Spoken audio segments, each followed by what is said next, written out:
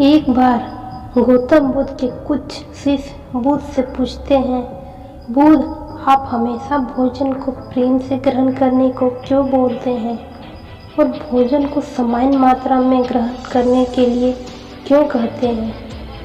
क्या अगर हम भोजन को प्रेम से ग्रहण नहीं करेंगे तो यह भोजन नहीं रहेगा, या फिर हम भोजन को ज़्यादा मात्रा में खाएंगे तो क्या ये विष का काम करेगा?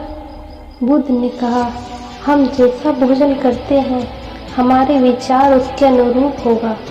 भोजन से यह बुद्ध का मतलब है, जो कुछ भी हम ग्रहण करते हैं, फिर चाहे वो जानकारी हो या खाद्य पदार्थ, ये दोनों ही हमारे जीवन को प्रभावित करते हैं।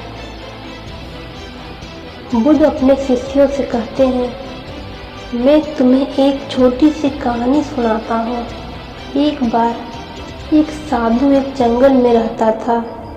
जो भी व्यक्ति उसके पास जाता, वो साधु उस व्यक्ति की समस्या पल भर में दूर कर देता। धीरे धीरे सभी गांव के लोग उस साधु के पास जाने लगे और अपनी समस्याओं का हल उस साधु से पूछने लगे। वो साधु सबकी समस्याओं का हल करता।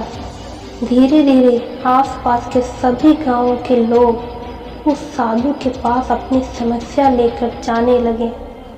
बात फैलते फैलते राजा तक पहुंच गई और राजा भी एक दिन अपने मंत्रियों के साथ उस साधु के पास पहुंच गया और उस साधु से बोला, महात्मा जी, मैंने आपके बारे में बहुत चर्चे सुने हैं।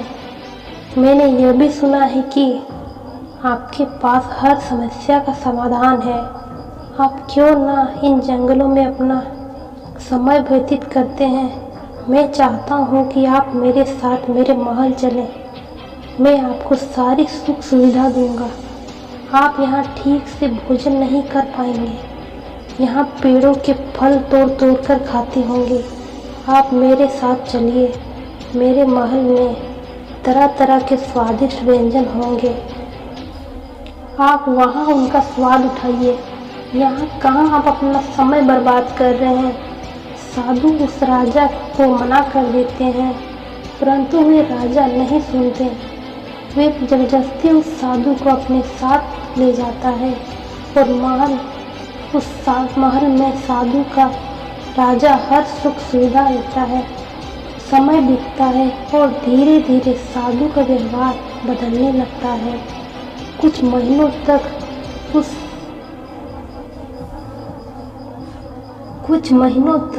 उस राजा के महल में रहते रहते उस साधु का व्यवहार पूरी तरह बदल जाता है। इस बात को वे साधु भी समझ नहीं पाते कि उसे हो क्या गया, हो क्या रहा। एक दिन साधु वहाँ से मौका पाकर भाग जाता है, परंतु अपने साथ साथ में कुछ कीमती सामान लेकर जाता है, जिसमें रानी के गहने, कुछ हीरे और कुछ सोने के मोहरे होते हैं। राजा को साधु के भागने का पता चलता है। राजा अपने सिपाहियों को भेजता है उस साधु को ढूंढने के लिए।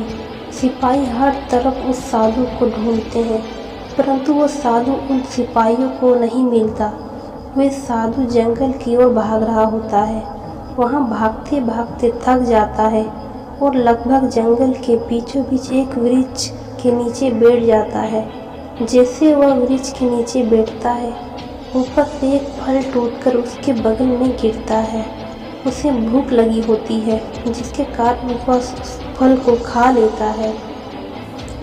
वह फल एक औषधि होता है, जो कि उसके पेट में जाने के बाद उसे बीमार कर देता है। यदि बिना जल व्रत के औषधि भी ली जाए तो वह भी हानिकारक है। उस औषधि की वजह से वह साधु इतना ज़्यादा बीमार हो जाता है कि उसके प्राण निकलने को आ जाते हैं। बीमारी के कारण कुछ ही दिनों में उसका शरीर सूख कर एकदम काटा हो जाता है। अब उसे ख्याल आता है, आखिर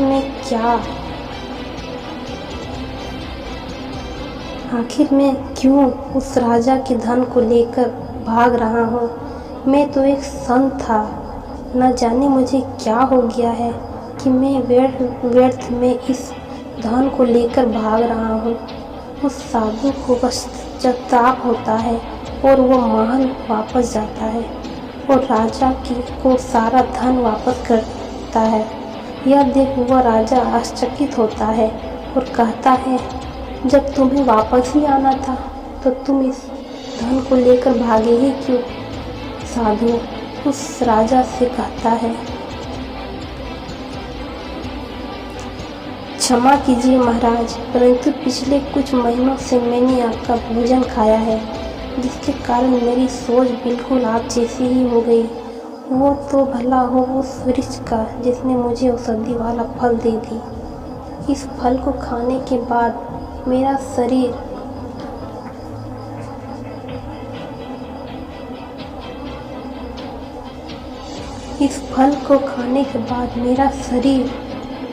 बीमार पड़ गया और आपका जितना भी मैंने खाया था वो सब उस बीमारी में निकल गया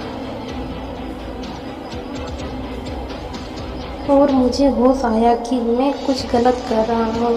वो साधु उस राजा से कहता है, राजन, आपका जितना भी धन है वो अपने परिश्रम से प्राप्त नहीं किया, इसे या तो अपने छीना है या किसी दूसरे राज्य से लूटा है या फिर वसूला है, इसलिए धन के सेवन ने मेरी बुद्धि पलट दी।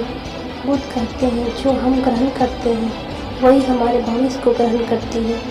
मैं आप सभी लोगों से यह कहता हूँ कि कुछ भी ग्रहण करने से पहले इस चीज़ को ज़रूर देखिए कि जो आप ग्रहण करने जा रहे हैं वो कहाँ से आता है। क्या यह क्रोध से आता है, लालच से आता है, ईर्ष्या से आता है या फिर प्रेम से आता है? क्योंकि जो भी आप ग्रहण करते हैं, चाहे वो विचार हो या भोजन, ये दोनों ही तय करते हैं कि आपका भविष्य कैसा होगा।